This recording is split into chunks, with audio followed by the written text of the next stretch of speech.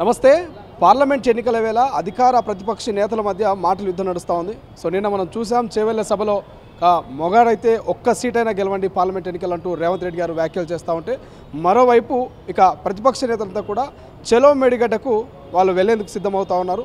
అవసరమైతే మీరు కూడా రండి కూడా సవాల్ విస్తూ ఉన్నారు. సో మాట్లాడదాం ఇదే అంశం మీద. ప్రస్తుతం మనతో పాటు శోభారాణి గారు ఉన్నారు, టీపీసీ వైస్ ప్రెసిడెంట్. సో ఏం చేస్తారు మేడం, మీరు వెళ్తారా? గతంలో మీరు పిలిచినప్పుడు వాళ్ళు రాలేదు, వాళ్ళు పిలుస్తున్నారు, మీరు రండి అంటున్నారు. మీరు వెళ్ళే అవకాశం ఉందా? మీరు పార్టీ నాయకులు ప్రభుత్వ పరంగా ఆల్రెడీ వాళ్ళకి ఇన్విటేషన్ ఇచ్చినాము. మా మంత్రి గారు రమ్మని ఆహ్వానం పలికారు. మీరు కట్టినటువంటి ప్రాజెక్టు ఎంత బ్రహ్మాండంగా ఉందో, ఎంత చక్కదనంగా ఉందో చూసిపోదాం రండి అని చెప్పాము. ముఖం చాటేసిన వాళ్ళు ఇవాళ మార్చి 1 నాడు పోతామని చెప్పి సిద్ధమవుతా ఉన్నారు. బహుశా నేను అనుకుంటే ఆ రోజు నల్గొండ జిల్లాలో కేసీఆర్ గారు ఒక మీటింగ్ పెట్టారు. మనం అందరం కూడా విన్నాము. మేడిగడ్డకి ఎందుకు పోతారు, అక్కడ తోకమట్ట ఉందా, బొందలగడ్డకు పోతారా, ఏడికి పోతారా అని చెప్పేసి ఆయన ఇష్టం వచ్చినటువంటి మాటలు మాట్లాడినారు. ఇవాళ మేము కూడా అదే అడుగుతున్నాం, మీరు ఎందుకు పోతున్నారని, ఏం బీకనికి పోతున్నారు? అంటే మా కేసీఆర్ గారి భాషలోనే చెప్పదలుచుకుంటే మీరు ఆడ తోకమట్ట ఉందా, ఏముందని పోతా ఉన్నారు. మీరు చేసిన అవినీతి స్పష్టంగా ప్రజలకు కనిపిస్తూ ఉన్నది. బ్యారేజ్ కూలిపోయి ఉన్నది, పగుళ్ళు కనిపిస్తూ ఉన్నాయి, ప్రకృతి ఘోషిస్తూ ఉన్నది. ప్రకృతి ప్రజలు మీలాంటి మీడియాను కంట్రోల్ చేసి ప్రజలకు విషయాలు తెలియనీయకుండా చేస్తే ప్రకృతి గొంతెత్తి నన్ను ఇవాళ అవినీతి రూపంలో దింపినారని చెప్పేసి ప్రకృతి ఘోషించి ఇవాళ ఆ మేడిగడ్డ రూపంలో బయటకు వచ్చింది. ఇంకా ఏం చూస్తాను పోతా ఉన్నారు. కేవలం కాంగ్రెస్ పార్టీ, అధికార పార్టీ కుట్ర చేస్తూ ఉంది కాళేశ్వరం మీద. కుంగిన 3 పిల్లర్లే 84లో 3 పిల్లర్లు కుంగితే మొత్తము ప్రాజెక్ట్ అంతా ఆగమైనట్టు హైడ్రామా క్రియేట్ చేస్తుంది అంటున్నారు కేటీఆర్. పిచ్చోళ్ళు కూలిపోయినప్పుడు గవర్నమెంట్లో ఎవరు ఉన్నారండి? కాంగ్రెస్ టీఆర్ఎస్ పార్టీ ఉంది కదా. ఆ రోజు బిఫోర్ ఎలక్షన్సే కదా కూలిపోయింది.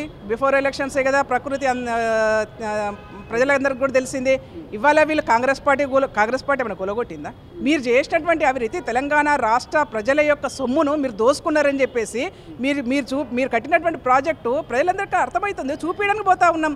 మేము ఒకటే చెప్తా ఉన్నాం, అవినీతితో కట్టినటువంటి ప్రాజెక్టులు ఈ విధంగా ఉంటాయి అని చెప్పేసి కాళేశ్వరం కానీ, మేడిగడ్డ కానీ, అన్నారం కానీ ఇవాళ ప్రజలకు అర్థమవుతా ఉంది. భవిష్యత్తులకు చెప్దాము, ఎవరైనా ఫ్యూచర్లో ఇంజనీర్లు అవుతున్నటువంటి వాళ్ళకు ఇక కేసీఆర్ లాంటి ఇంజనీర్ కట్టినటువంటి ప్రాజెక్ట్ ఈ విధంగా ఉందని చెప్పేసి పాఠ్య పుస్తకాలలో పెట్టి అవినీతి చేస్తే మేడిగడ్డలాగా, కాళేశ్వరం లాగా ప్రాజెక్టులు కూలిపోతాయి అని చెప్పేసి భవిష్యత్ తరాలకు తెలిపే విధంగా ఇవాళ ఆ ప్రాజెక్టు కట్టిరని చెప్పేసి మేము భావిస్తాం. ఇంకా ఏం మొక్క పెట్టుకొని పోతా ఉన్నారు మీరు అక్కడికి వెళ్లే ముందు, మీరు మేడిగడ్డకో కాళేశ్వరంకో వెళ్లే ముందు ఈ రాష్ట్ర ప్రజలకు ముక్కు నేలకు రాసి క్షమాపణ చెప్పిన తర్వాతనే అక్కడికి వెళ్ళాలి.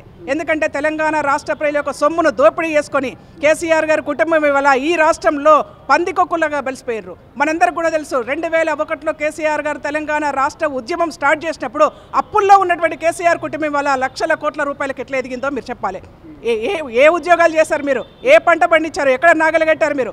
తెలంగాణ రాష్ట్ర ప్రజల యొక్క సొమ్ము కదా. ఈ సొమ్మును దోపిడీ చేసుకొని లంకె బిద్దలు లాంటి రాష్ట్రాన్ని మీ చేతుల్లో పెడితే ఇవాళ దివాళీ ఇచ్చినటువంటి దివాళాకోర్లు ఇవాళ కేసీఆర్ కుటుంబం కదా.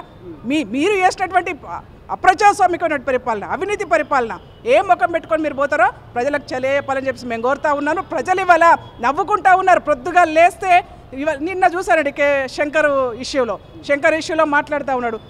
ప్రశ్నించే గొంతుకలు, ప్రజాస్వామ్యము, స్వేచ్ఛ, రాజ్యాంగము, ధర్నాలు, ఉద్యమాలు. 10 సంవత్సరాల మీ పరిపాలనలో కోదండరాం గారి కోదండరామరెడ్డి ఇంటి మీద దాడి చేసినప్పుడు కనిపించలేదా? విమలక్క, తెలంగాణ ఉద్యమకారిని విమలక్క ఆఫీస్ మీద దాడి చేసి తాళాలు వేసినప్పుడు కనిపించలేదా? తెలంగాణ రాష్ట్రంలో ఉద్యమాల పేరు మీద అనేక మందిని చైతన్యం చేసినటువంటి గద్దరన్నను నీ గడపం గట్ట 3 గంటలు కూర్చోబెట్టుకున్నప్పుడు కనిపించలేదని చెప్పేసి మేము అడుగుతా ఉన్నాం.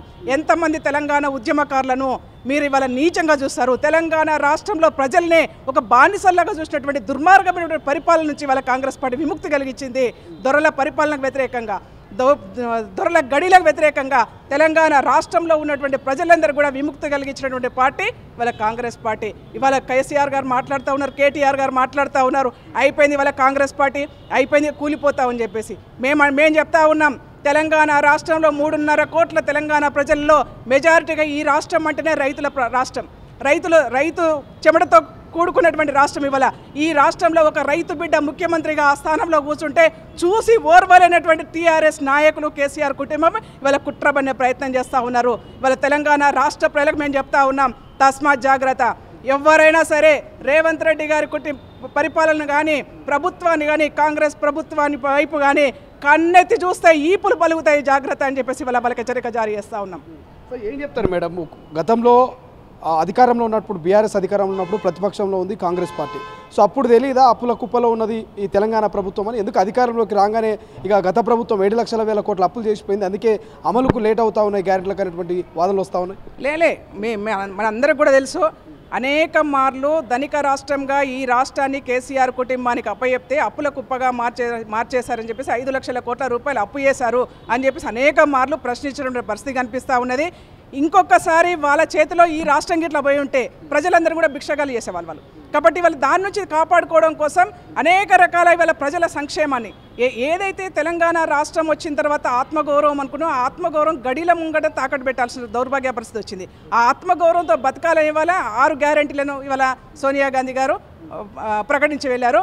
ఆ 6 గ్యారెంటీ కార్డులను కూడా ఇవాళ ఇంప్లిమెంటేషన్లో భాగంగానే 4 అయిపోయినాయి. తప్పకుండా అతి త్వరలోనే 6 గ్యారంటీ కార్డులను ప్రజలకు ఇంప్లిమెంటేషన్ చేస్తాము. ప్రజలకు మార్పు అనేది తెలంగాణ రాష్ట్రం వచ్చిన తర్వాత దాని యొక్క ఫలాలు అనేది ప్రజల దాకా వెళ్ళలేదు, కేవలం కేసీఆర్ కుటుంబం మాత్రమే అనుభవించింది. ఆ తెలంగాణ రాష్ట్ర ఫలాలు వాళ్ళ ప్రజల వరకు చేరిన తర్వాత కానీ ప్రజలకు అర్థమవుతుంది. ఏం చెప్తారు? ఇప్పటికే పొన్నం ప్రభాకర్ వర్సెస్ బండి సంజయ్ మధ్య మాటల యుద్ధం నడుస్తూ ఉంది. ఇప్పుడు రీసెంట్గానే ఒక 5 minutes బ్యాక్ బండి సంజయ్ మీద గుట్ల దాడి జరిగింది. సో ఎవరి కుట్ర అనుకోవాలి, ఎందుకు దాడి జరిగింది అనుకోవాలి? ఇప్పుడు మీడియా సాక్ష్యం అండి. పొద్దుగా లేస్తే భారతీయ జనతా పార్టీ నాయకులు భారత్ మాతాకి జై అంటారు. తెలంగాణ రాష్ట్రంలో భారతదేశంలో ఉన్నటువంటి మహిళలందరూ కూడా భారత్ మాతతో సమానం. ఒక తల్లిని మరి పుట్టుకను మీరు ప్రశ్నిస్తూ ఉన్నారంటే డెఫినెట్గా ప్రజల నుంచి రియాక్షన్ వస్తుంది. కాబట్టి మీరు మాట్లాడే ముందు జాగ్రత్తగా మాట్లాడాలి. జాగ్రత్తగా మాట్లాడితే ప్రజలు నువ్వు ఏ ఉద్యమాలను చేసుకో, ఏ పాదయాత్రలను చేసుకో, ప్రజలు కదా తీర్పిచ్చేది. కానీ నువ్వు వాళ్ళ యొక్క పుట్టుకల గురించో, తల్లుల గురించో, లేకపోతే హాస్పిటల్లో నీ ఎక్కడ పుట్టావని గురించో మాట్లాడితే ఎవరు కూడా సహించరు. మీరు వెంటనే బండి సంజయ్ గారు ఈ గొడవలను కూడా పులి స్టాప్ జరగాలంటే ఆయన చేసినటువంటి వ్యాఖ్యలను ఉపసంహరించుకోవాలి. మహిళా లోకానికి క్షమాపణ చెప్పాలి. ఎవరి తల్లైనా తల్లి. నువ్వు పొద్దున్న లేస్తే భారత్ మాతకు చేయని చెప్పేసి భారత్ మాతను మీరు స్మరించుకునే మీరు ఒక మాతను ఎట్లా అంటారండి, ఒక తల్లిని ఎట్లా అంటారండి? మీరు క్షమాపణ చెప్పాల్సింది కదా, క్షమాపణ చెప్పండి. వెంటనే అన్ని సర్దుమనవుతాయి. ఏం చెప్తారు? పార్లమెంటు ఎన్నికలకు కాంగ్రెస్ సర్వం సిద్ధమవుతా ఉన్నదా? ఒక్క సీటు కూడా బీఆర్ఎస్కు రానియమంటున్నారు. సాధ్యమయ్యే పని అది? 100% ఇవాళ మా 6 గ్యారంటీ పథకాలు ప్రజలు స్వేచ్ఛగా బతుకుతున్నటువంటి తరుణంలో ఇవాళ ప్రజలందరూ కూడా మీరే చూస్తూ ఉన్నారు. టీఆర్ఎస్ పార్టీలో ఇన్ని రోజులు సంఖ్యలతో బందీలైనటువంటి ఆ పార్టీలో ఉన్నటువంటి నాయకులందరూ కూడా బయటకు వస్తూ ఉన్నారు, సంఖ్యలను తెలుపుకొని బయటకు వస్తూ ఉన్నారు. ఇవాళ భవిష్యత్ తరంలో కూడా పార్లమెంటు ఎన్నికల తర్వాత తెలంగాణ రాష్ట్రంలో బీఆర్ఎస్ పార్టీకి తాళం వేసుకునే రోజు దగ్గరలోనే ఉంది. ఈ రాష్ట్రంలో బీఆర్ఎస్ పార్టీ చరిత్ర అనేది కనుమరుగైపోతుంది.